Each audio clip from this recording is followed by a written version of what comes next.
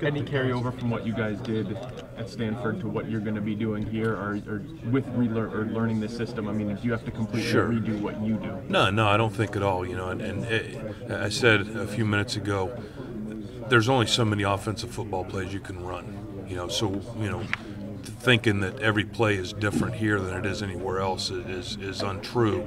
Again, the difference is how you line up and how you get your personnel into the positions to do those plays. So those are the things that I'm trying to learn. What you actually do up front, what you coach, and what you believe in, and those kinds of things don't really change. It seems like what you guys are doing as a coaching staff is just trying to forget last year completely. Obviously easy for you, but why are you guys choosing to go that method? Is there a reason you don't want to try to maybe learn from the I don't think we're trying to forget things. I think we're trying to focus on looking forward and realize that change can be a good thing. And things are changing for reasons. The coaching staff is changing for reasons. People had opportunities to go elsewhere, and our team is changing for reasons because we lost some great players, and we've hopefully got some great players coming in. So I think we're using the approach of trying to teach them why we're changing and why change can be positive for them. Just quick impressions. Quentin That's your initial impression. Initial impressions, I think he's a very good football player, and I think football is very important to him. And we've still got a lot of learning to do with him. He and I trying to learn what's his strong points are and what his weaknesses are, and same with him. He's got to learn what I'm going to emphasize and what I believe in as a coach and what we're going to believe in as an offensive line unit. So I'm excited to get a chance to work with him. What about the Baker? They were talking about possibly moving him to center. Yeah.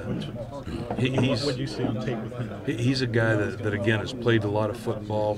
Like any of them, he will continue to develop his fundamentals. He's a guy that, again, I'm looking forward to getting a chance to work with him and see where he's at mentally. It's the big thing with moving to center. See if he can handle things from a mental aspect. Physically, when you look at these guys coming back, how's it hit you? I think they all play tough. They all seem very, very strong and physical in their play. Again, it's going to be a case of me finding out where they're at exactly from a physical standpoint and a mental standpoint. So I think it's unfair for me to go in and have a preconceived notion of where I think they are. You had a group of guys. Would you rather have more experienced guys inside or outside? I think, well, in pass game, I think it's critical to have the experience on the outside because that's where you're going to be protecting the quarterback's blind side. So I think that's critical. In the run game, you'd like to have it with your center because, again, he's going to set the rest of the group and he's going to kind of drive the ship, as we say. So hopefully we're getting a good mix of it, with guys that have played a lot of tackle, guys that have played a lot at center, and then, with the guard position, hopefully we've got a couple guys in there that have a combination of maybe some experience but some toughness and physicalness and those kinds of things. How many guys you want to have capable of snapping by the time you get out of spring? I think any of our inside guys should hopefully be capable of snapping, and I think that the advantage there is in the style of offense that we play. Often the center's looking back through his legs at the quarterback, and those guards can then help him make the calls if something changes. They've worked hard on the personnel end of it. They've got the numbers. When they got here, they were struggling to get it. I don't know how much you've been able to study the roster, but you do have some guys there to work with. Yes, absolutely. And overall, it's a really good group. They're working hard. They're excited to get out on the field and get to practice, and I think they're really eager to show me what they can do, and they're really eager to learn a little bit. So it's an exciting time right now. The one thing about it, though, they didn't play a lot of different guys. I don't know how much you watched the tape. Were you able to do that at Stanford? Were you able to move guys in and out and use 8, 9, 10? We did quite a bit.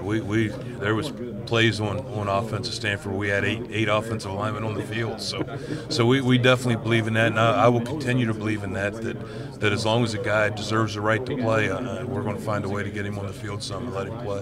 What's a comfortable number for you to have ready to go by the time obviously the more the better, but I think you can survive with 7. You'd like to get it up around 8 or 9. 7 being one swing guy in the middle and one swing guy outside? Correct. Yeah, yeah. And obviously that's something that you're going to see as you go through the spring, how many guys can handle it. Right. Hopefully we'll have a good idea of that at the end of the spring. Again, like Coach said with quarterbacks, it may go into fall before we're fully understanding of how many guys can play. Summers are critical. They gain a lot of strength, they gain a lot of quickness, and that can help a lot of guys get ready to play.